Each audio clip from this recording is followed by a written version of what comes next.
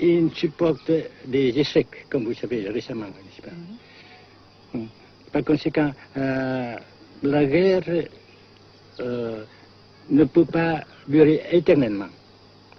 Et je suis très heureux que les politiciens haut placés français ont reconnu cela. Vous pensez que le général de Gaulle pourrait en quelque sorte, à un certain moment, arbitrer le conflit? Arbitrer, qu'est-ce que vous comprenez par le mot arbitraire? Nous ne sommes pas des équipes de football. Hein? Mais au-delà des accords de Genève, si je ne me trompe, une idée du général de Gaulle est la neutralisation de tout le sud-est asiatique. Est-ce que c'est une idée qui vous semble intéressante? Comme j'ai déjà dit quelquefois, c'est une idée intéressante. Mais ça dépend encore de la volonté de ces peuples et la manière comment on procède à réaliser. C'est une grande question, n'est-ce pas? Et je ne peux pas dire que je suis d'accord. Et je ne dis pas que je ne suis pas d'accord, n'est-ce pas? Mais parce que vous dites, par exemple, vous dites fleurs. Fleurs, il y a beaucoup de sortes de fleurs. Il y a des roses, il y a des blanches, des rouges, etc. Et il y a qui sont bons et d'autres qui ne sont pas bons.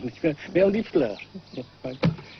Monsieur le Président, nous avons constaté avec chagrin qu'au cours de notre voyage au Nord-Vietnam, que l'influence française était devenue à peu près inexistante dans votre pays. Les moins de 25 ans ne comprennent plus du tout le français. Et je me demande si, à votre idée, des rapports peuvent se rétablir tels que la France continue à jouer une sorte de rôle culturel ici.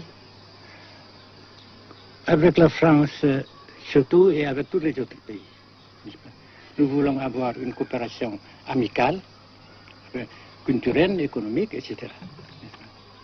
Mais je suis sûr que vous ne voulez pas avoir, n'est-ce pas, que la France ait l'influence qu'elle avait avant. C'est une autre chose. Naturellement, c'est une autre époque. Mais coopération culturelle, économique, qu'est-ce qu'il y a encore, sportive par exemple, oui. etc., n'est-ce pas, nous le désirons. Si la guerre se cristallise au sud et se poursuit encore pendant quelques années, pensez-vous que l'avenir économique du Nord-Vietnam soit viable? Je suis sûr que c'est non seulement viable, mais ça progresse.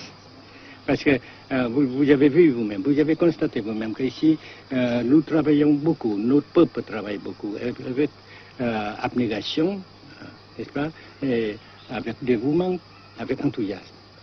Et d'un côté, nous travaillons pour, comment dirais-je, pour principalement, n'est-ce pas, de nos propres forces, de nos propres... Et aussi, nous avons, n'est-ce pas, l'aide fraternelle des pays socialistes, n'est-ce pas. Alors, nous, jusqu'ici et après cela, n'est-ce pas, nous avons déjà réalisé des progrès. Pas très comme nous voulons, mais nous avons réalisé des progrès. Et dans l'avenir, nous progressons nous-mêmes. Mais vous mentionnez l'aide des pays socialistes. Est-ce que cette aide ne s'est pas trouvée légèrement compromise à la suite du conflit idéologique entre la Russie et la Chine? Non, parce que ces questions, n'est-ce pas, différences idéologiques entre nos différents partis frères, c'est nos affaires intérieures. Ça passera. Et l'unité, ça se fera. Mais l'aide fraternelle continue et continuera. Et c'est très précieux pour nous.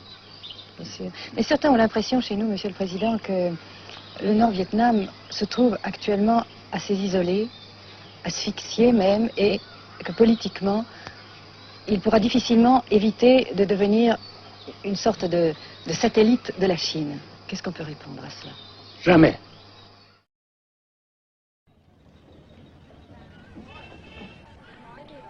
À Hanoï, la vie continue, malgré les alertes, malgré l'évacuation de plus de la moitié des habitants.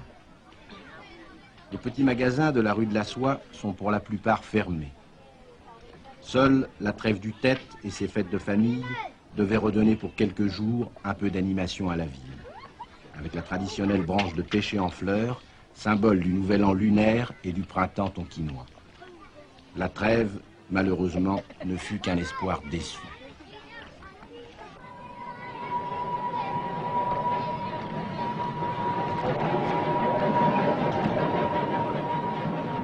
Dans les rues, de grands panneaux de propagande donnent les informations de guerre, les statistiques officielles et quotidiennes des pertes américaines.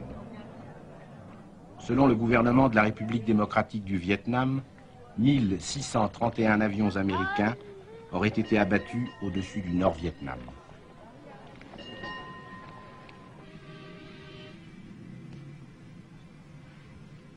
Le Grand Pont d'Oumer, construction métallique de 2 km de long à la sortie nord-est de Hanoï, assure toujours la traversée du fleuve Rouge. Sa sauvegarde est capitale. La défense antiaérienne du Vietnam, tant redoutée par les pilotes américains, dispose de nombreuses fusées solaires de fabrication soviétique. C'est la première fois que nous pouvons vous les montrer. Les rampes mobiles de lancement sont déplacées chaque nuit afin de déjouer les repérages.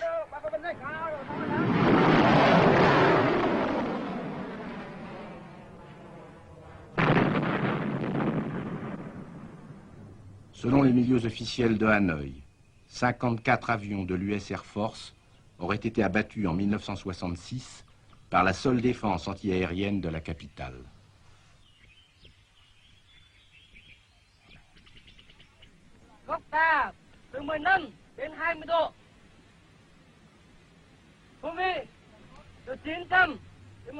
Pour la première fois également, nous avons pu voir les pilotes et les avions de chasse vietnamiens. Pour la plupart, leur formation a été assurée en URSS.